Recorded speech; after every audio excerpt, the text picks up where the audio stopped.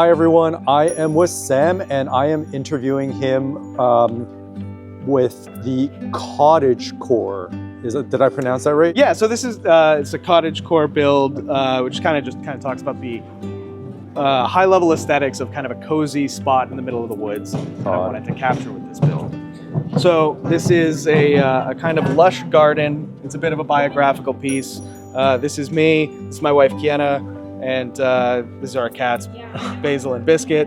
And this is kind of a idyllic dreamscape place of somewhere where I want to be after the electricity grid fails, people die off and the rivers run clean again. So it's very lush, very plant-based, and yeah.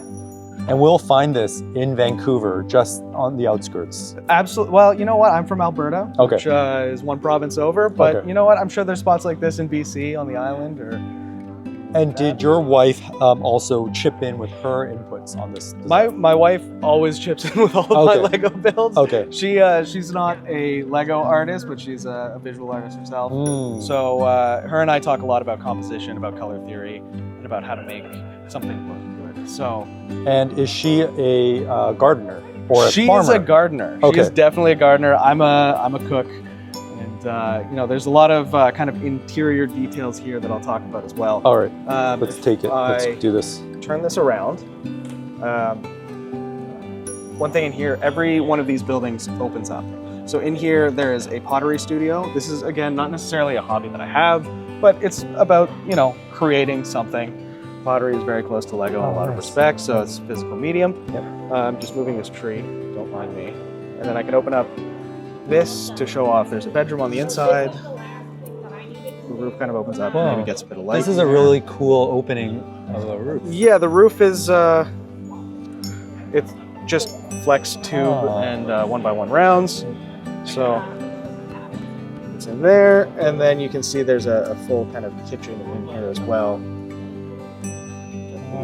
Full view on the inside. You have everything that you need here. Yeah, absolutely. So it's a bit of fantasy, a bit of escapism, but it's just a very cozy, warm build. And in this environment, you will always have lots of sunshine to have your picnic and your outdoor dining. Absolutely. Wow, okay. So how long did it take you to make this, Sam?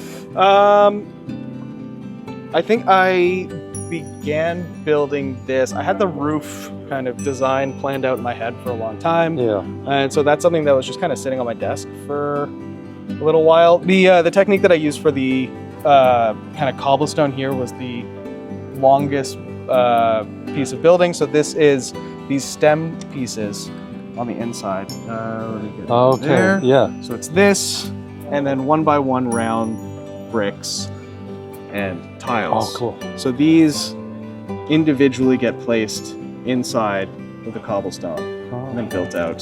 Oops. And gives this little technique where you can see blades of grass kind of poking through. Yeah, and it's like uneven. I like it. Yeah. Wow. So that is what took the longest. I think I spent like a full 4 or 6 hours just putting in grass and cobblestones. Yeah. But overall, I'd say the build took about maybe the better part of 2 weeks. Oh, that's it. Design and build. I'm pretty impressed. Yeah, I build relatively quickly. Okay. But yeah, I mean, there's always the refinement, and you know, you build it in 2 weeks, you think about it for 4 months. Yeah.